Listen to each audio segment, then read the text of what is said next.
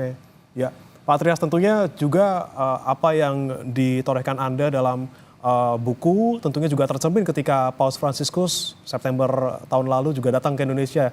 Kita melihat bagaimana seorang paus menggait umat Katolik, baik itu umat Katolik maupun warga Jakarta pada umumnya, kemudian berkunjung ke Masjid Istiqlal seperti itu. Nah, Anda melihat kunjungan paus tahun lalu ke Indonesia, seberapa besar sosok seorang Paus Fransiskus berdampak untuk masyarakat Indonesia, Pak Trias? Saya rasa ini kunjungan yang sangat bersejarah, karena kalau masyarakat Indonesia tidak hanya umat Katolik, tapi masyarakat Indonesia secara umum itu kan sudah begitu kita saksikan bagaimana sangat mengaguminya, dan ini penungguan 35 tahun. Jadi setelah Yohanes Paulus kedua, kemudian Paus Fransiskus menunggu 35 tahun. Akhirnya Paus datang ke Indonesia, berkunjung Indonesia.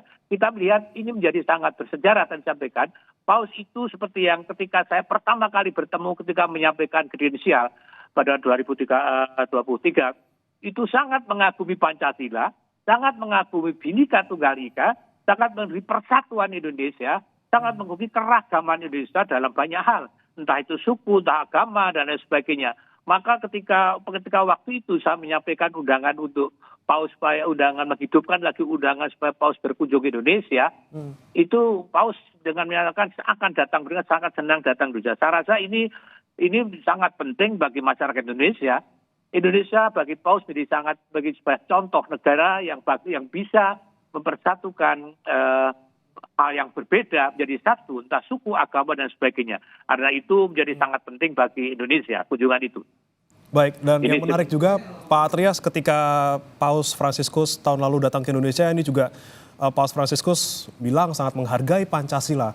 Tentunya yang kita anut selama ini gitu ya, dengan keberagaman dan segala macam seperti itu. Nah, apakah ini juga sesuai juga dengan apa yang Paus Fransiskus yakini selama ini yang terkait dengan nilai-nilai kemanusiaan dan juga keadilan sosial yang bisa tercermin dalam Pancasila di Indonesia seperti itu?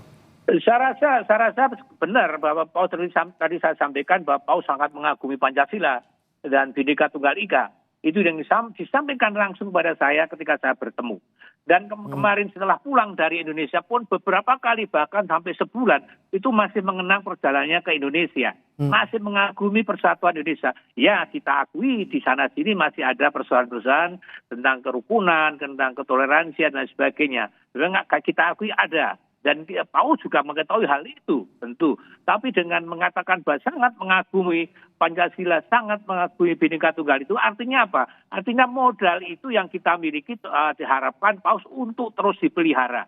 Diperawat, dan sebagainya. Karena itu adalah modal yang sangat penting bagi persatuan Indonesia.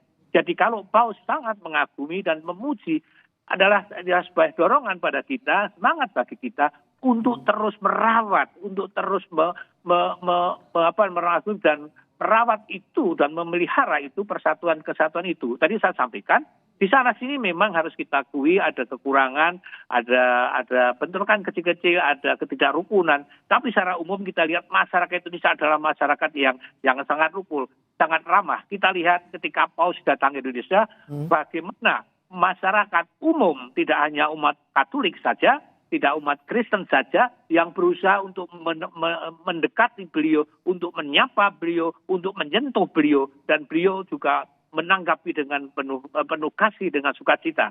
Saya rasa itu adalah tugas kita dari bangsa Indonesia untuk terus memelihara, untuk mewujudkan apa yang Paus sampaikan itu tadi, disampaikan kaguman pada Pancasila, dan kita harus memelihara. Dan Paus mengatakan bahwa ini adalah modal yang paling penting bagi bangsa Indonesia, Pancasila dan Bhinneka Tunggal Ika.